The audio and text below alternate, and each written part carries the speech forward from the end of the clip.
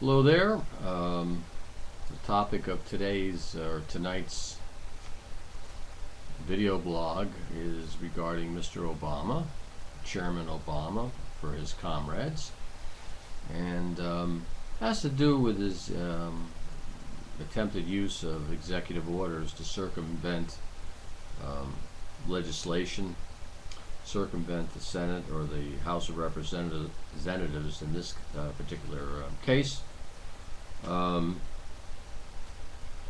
There's been several court cases that have ruled his Obamacare as being unconstitutional, which was apparent to me right from the beginning. I know his supporters, good comrades, basically don't care what he does. They know by definition that he's right. It's almost like hearing the followers of Chairman Mao hailing their chief no matter what he did, because he is the all-wise, all-knowing.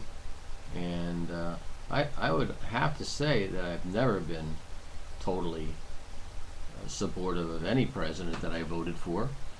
I know their faults, and when they're wrong, they're wrong. When they're right, they're right. But the only thing Obama has said is that what Iran is doing to the people is wrong, but he hasn't really promised sanctions against Iran or anything like that, I guess.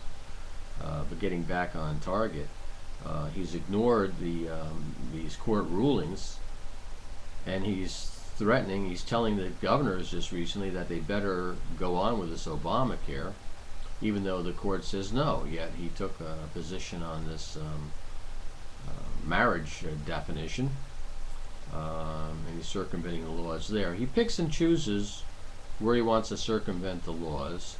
He has ignored, his administration has ignored freedom of information requests on different things, and the people who were responsible for doing this were told just to ignore it on the freedom of information.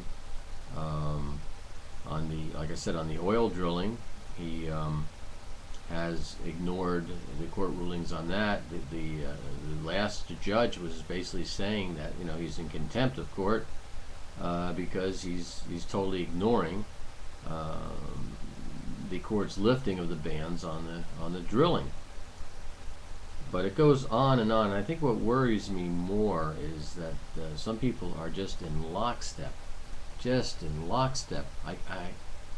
If you go on the internet, you can go to do a search on YouTube and look into hypnosis and graduation parties. And what they show on there is in numerous cases that a hypnotist can take, 50, 60 kids and turn them into zombies just with a snap of the finger. And a lot of people think that's funny, and the kids are acting like goofy idiots. But you got to wonder how many people are subject to a form of hypnotism which the media may be perpetrating on us. The fact that they get so many people to walk in lockstep and blindly support a president no matter what he does. I mean, there's got to be one thing. There's got to be one thing that would piss one of his supporters off, but there's nothing. This is what's amazing. There is nothing that he can do to piss anybody off. They either ignore it, or they come down on the person who said it because they might not like the person who said it. What do they say? Kill the messenger. I just think it's mind-boggling, and the older I get, I just don't understand it. Of course, then again, I can't understand people going on a TV show, one of these game shows, and everybody's screaming and running around. It's almost like they're looking at the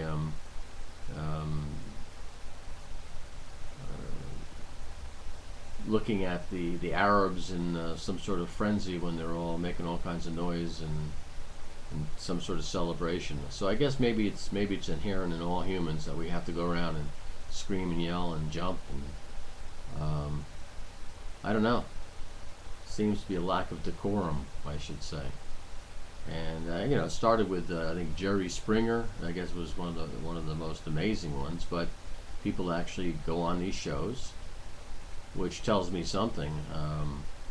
I can understand how, quote, our enemies are really scared of our civilization infecting their civilization, because what we're about at this point with the Charlie Sheens and everything is really, I mean, there's really no one's having all this cocaine that he was doing. He didn't go to jail. They didn't arrest anybody, I don't think, for supplying the cocaine. We had a case in a town in Towanda where some adult was supplying cocaine to minors, and they mailed him a summons. They didn't go down there and take his ass and throw him in jail. No, they mailed him a summons, and this thing went on, and I think he has some work release type situation. I mean, it's crazy what's going on. Even when people murder people, it doesn't seem to be a big deal. You know, you snuff out someone's life, they'll never live again. They're there. They had their one big moment on Earth. You know, you think that when someone terminates someone else's life, an innocent victim, that it would be like really people would get upset. But we seem to accept this. You know, the guy's committing a crime. He's going into a store with a gun and he shoots somebody, and getting into that. I mean, they talk about cruel and unusual punishment. Let me tell you something. For certain crimes, there is no cruel and unusual punishment. There are some people who have done so heinous a crime that they should be skinned to death. And that's probably a little over the top, but that's what I'm basically saying, that some of these people have inflicted so much pain and suffering on others people that to worry about how the heck we put these people down just shows that we have lost our way. We have really lost our way. We're trying to be so politically correct in dealing with a total animal that would kill your family and rape your wife or your daughters, rape your boys, whatever, stuff them in a ditch, you know, pour acid down their throats, do all kinds of wonderful things, and yet we will take pity on these people.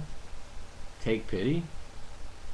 There's something wrong. There is something wrong, and after the media gets done with them, you know, the person who did it is the victim, and all these people come up and say, oh, his parents did this or that or whatever.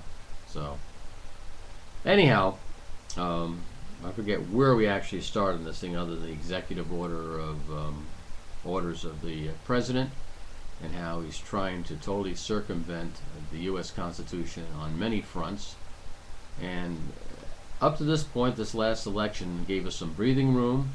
Whether we will lose the momentum or not, I don't know. But hopefully we can take back this country, this once great country. We are so indebted now between Bush and Obama, and we're trying to spend our way into prosperity. It's crazy. We're not doing anything different. We are looking at our businesses as bad guys, and you don't see anybody questioning China with all the pollution that they create. That's not a problem. We're giving them a free pass. They're considered a developing nation.